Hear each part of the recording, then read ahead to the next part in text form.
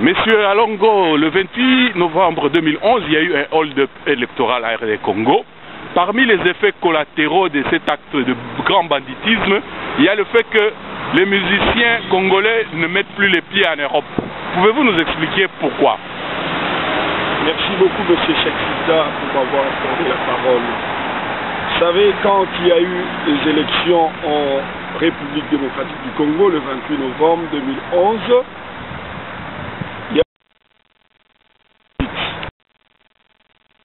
ont joué un rôle de premier plan pour favoriser cette tricherie honteuse.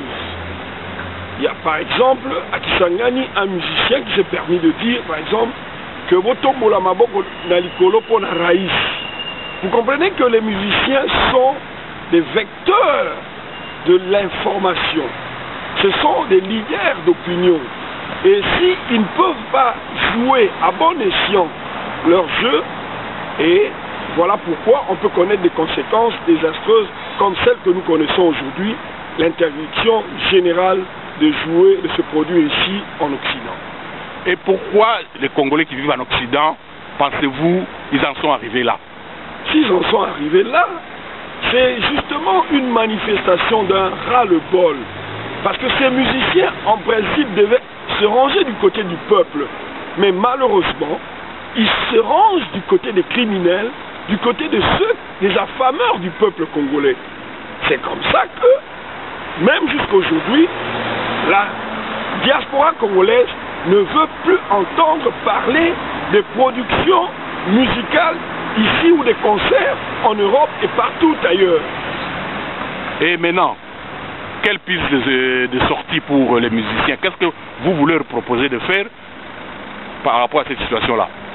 Les musiciens congolais doivent rejoindre le camp des combattants résistants pour la libération effective du pays. L'occupation. Je ne vois pas comment est-ce que les musiciens congolais peuvent aller du côté de l'occupant ou des occupants. Les musiciens congolais doivent se ranger du côté du peuple congolais. Concrètement, au Congo, là où ils vivent, qu'est-ce qu'ils peuvent faire? D'abord, ce que nous devons savoir, c'est qu'ils font danser les jeunes filles à moitié nues. Ils volent des casses, des boutiques ici en Europe parce que les jeunes gens qui vivent ici en Europe vont casser, voler pour... Aller à l'époque, je pense que ce n'est plus le cas. Justement, oui. Ce n'est plus le cas, mais ce que nous devons demander à ces gens, s'ils disent qu'ils sont apolitiques, mais ils ne doivent pas se mêler de la chose politique, mais ils doivent aussi savoir qu'avant d'être musiciens, ils sont congolais. Ils doivent demander au peuple souverain, parce qu'ils sont leaders d'opinion. Ils peuvent faire descendre plus de 5 millions de personnes dans la rue. Et ce même jour-là, Hippolyte Kanambe alias Joseph Kabila va partir, va fuir et toute sa clique. Mais c'est ce qu'ils ne font pas. Donc nous demandons aux musiciens congolais de se ranger du côté du peuple. Parce qu'il y a des femmes qui sont violées au Kivu. Il y a des enfants qui sont morts, des enfants qui sont tués, des femmes, des vieillards, tout ça. Nous avons aujourd'hui plus de 10 millions de morts. Et les musiciens congolais doivent prendre conscience de cette tragédie pour pouvoir, n'est-ce pas, véhiculer le message de la libération effective du pays. Autrement dit, d'après vous, un musicien a un grand pouvoir. Évidemment. Et nos musiciens, ils ont ce pouvoir. Est-ce qu'ils en sont conscients? Justement, ce message, le message que je suis en train d'adresser aux musiciens congolais, c'est le message de rejoindre le peuple congolais souverain, qu'ils nous rejoignent, qu'ils viennent de notre côté, qu'ils se rangent du côté du peuple et non du côté des affameurs, et non du côté des criminels, et non du côté des usurpateurs. C'est très important. Nous vivons un moment historique et crucial dans l'histoire de notre pays. Alors, moi je ne vois pas comment est-ce que les musiciens peuvent être insensibles aux pleurs, aux souffrances du peuple congolais. Et si je dois me résumer, vous dites, 1, ils doivent être sensibles à la souffrance du peuple, c'est cela. Tout à fait. 2, ils ont un grand pouvoir. ils ont un grand pouvoir, ce sont des leaders d'opinion, ils peuvent traîner des masses. On voit souvent comme par exemple... Ils ne sont pas conscients de ce pouvoir. Ils doivent en prendre conscience dès maintenant. Et 4, s'ils prennent conscience de leur pouvoir, beaucoup de choses peuvent changer grâce à eux. Ils peuvent participer à la libération effective du pays en faisant descendre le peuple souverain dans la rue et non se faire passer pour les chantres des agresseurs, les chantres des occupants.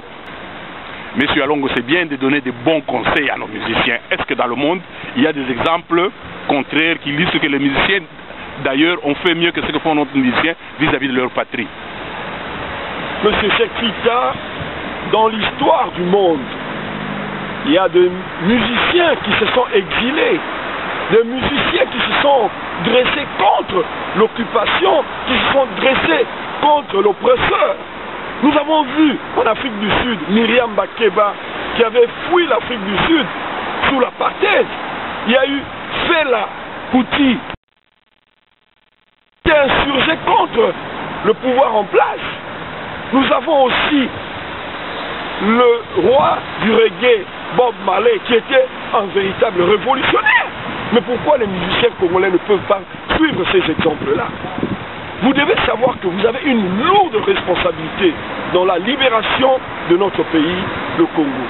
Et votre dernier mot là-dessus? Notre dernier mot est que, jusqu'à preuve du contraire, les musiciens ne peuvent plus jamais se reproduire ici en Europe. Nous savons que ce sont nos frères. Nous n'avons rien contre tous ces musiciens, ces producteurs et que sais-je encore. Mais tant que la situation de l'occupation de notre pays demeurera, nous n'allons en aucun cas accepter que ces musiciens se produisent ici. En tout cas, j'aimerais illustrer ça par un petit exemple.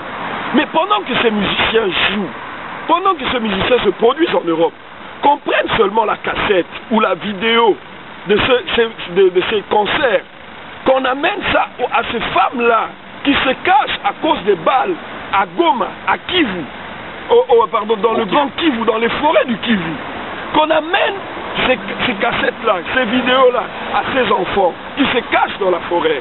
Vous savez ce que ça va donner? Donc, vous comprenez un peu le contraste qu'il y a dans tout cela. En principe, notre drapeau devait être en berne, parce que nous avons perdu plus de 10 millions de morts. Et c'est inacceptable. Wanduku tusimame, angaria watu weko na kufa. Kukivu, il y a des morts à tout moment. Wanduku, tuku bantu, il faut tuangalie mbele. Mateso ya banduku yetu, kule Kivu, kule Kisangani, fasi yote, ma viol, ma mort, ma crime ya génocide, iko naendelea wanduku wa musiciens. Mais moukoue bantu quand même, mouangalie, soyez sensibles aux cris de pleurs de nos frères et de nos compatriotes congolais. Ok, monsieur Alongo, nous vous remercions.